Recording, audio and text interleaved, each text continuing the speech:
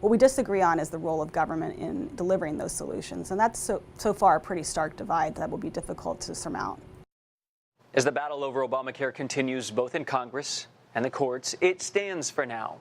When we hear about the ACA in the news and from politicians, does it play into whether people sign up or approve of it? And how do Americans feel about other proposals like Medicare for All? I asked Professor Sahar Khamis. She's an associate professor at the University of Maryland. She studies how messaging and healthcare intertwine. Dr. Khamis, for a long time, Obamacare has faced a lot of opposition, some turmoil, and now an even more uncertain future. But before people freak out, it seems there are several legal steps between now and, let's say, something being rescinded. Absolutely. Thank you for having me on Newsy TV, and Happy New Year to everybody, to all your viewers around the world.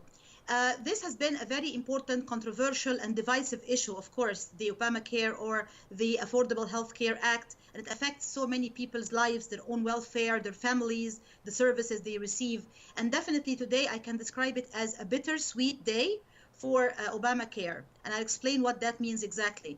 Because the U.S. District Court Judge Reed O'Connor, he ruled the law or part of it unconstitutional, but at the same time he said that this is not going to go into effect immediately. He will allow for the appeals process to actually develop and play out, take its own course.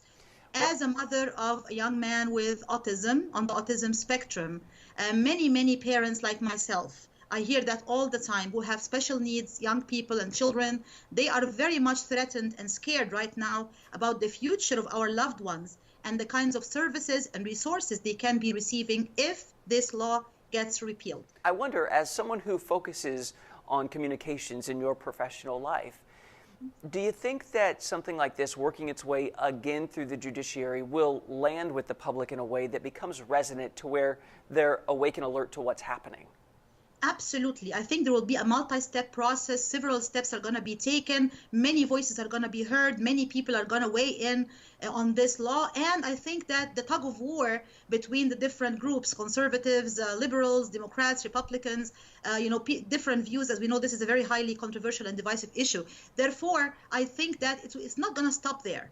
It's going to really continue to be appealed. And personally, if you ask me my personal opinion, I think that at the end of the day, the voices of those who are, for the Affordable Health Care Act to stay are going to be the winning voices at the end. Let's get to a practical element, because being an expert in communications, you know that if you just rip right into someone for political reasons, it's going to turn them right off. And so I wonder if those who feel strongly about retaining their healthcare services they have now or improving them in the way they see best would fit their needs, how do they go about doing that? Because you can't just villainize somebody else.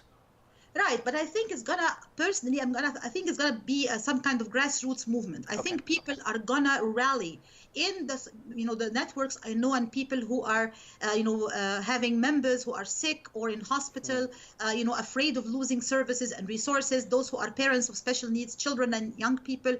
Everybody now is in a state of uncertainty, and pretty much also ready to have some kind of grassroots movement and mobilization to say, hey, we're not going to just stand here doing nothing and watching our loved ones lose. How do Democrats go about putting forward and actually doing a good sales job on the thing that they think is best? First of all, I think that the issue might very well drag into 2019 and 2020. The appeals process is not going to be fast. It's not going to be happening overnight. It's not going to be something we're going to see resolved in a few weeks or a few months. It's very possible it's going to drag into 2019.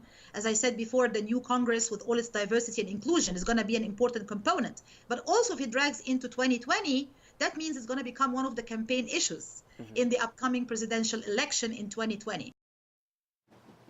This is definitely going to drag on, definitely go into 2020. We kind of have had a preview of what Republicans are arguing, but what will Democrats come up with?